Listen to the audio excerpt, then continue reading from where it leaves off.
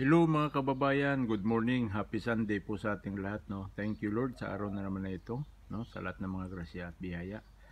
So, yan po yung views dito sa ating likuran ng bahay. Ayan. May mga lata pa yan yung mabinigay sa atin ng ating mga kasama sa hanap buhay at saka yung mga napulot natin sa basurahan. So, kape muna tayo.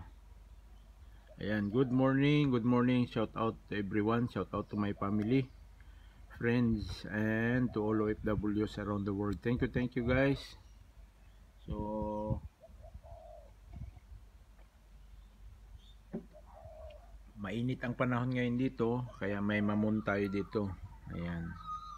Yan po yung ating merienda, kape.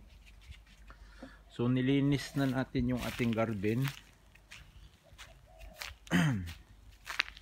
Tinanggal natin yung mga damo. Yan, oh, napakarami. Yan yung mga damo. Oh. Yan. So, nalinis natin yung garden area. So, ito na yung naitanim natin. Yung tanglad, talong. Ayan, sana mabuhay yung mga yan. So, yan. Dito yung mga damo na yan. Diyan natin napulot yan ay nakuha. Yung mga gumagapang na damo. So, ayan pa. Hindi pa natin tapos nalinis dito. Banda. So, ito, tinaniman natin ng talbos ng kamuti. Yung tinapay, pakain natin sa ibon yan. Ayun, may tanglad pa ulit tayo. So, umaga pa lang, napakainit na. No? Sana hindi manuhan yung ating mga halaman. Pero diniligan ko na yan. Gabi. So, kahit maluto man yan sa araw, at least may dilig na.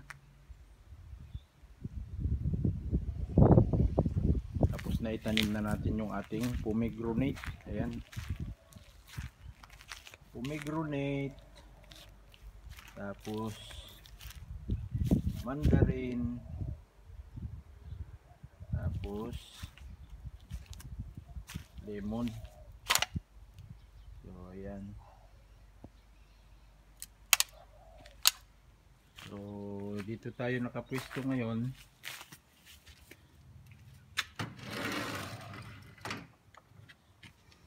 Yan yung ating pangdilig na hose. Ayan. So shout out sa lahat ng mga OFWs around the world and to all my foreign friends. Thank you for sharing. Ayun na yung ibon, no. Kakain niya na yan doon sa tinapay natin nilagay doon. Marami yan sila dyan kumakain. So ayan yung panahon ngayon dito sa South Australia, dito sa Smithfield Plains. Ayan, shout out all Filipinos dito sa South Australia. So ayan, no. So thank you everyone. Keep safe always tayo.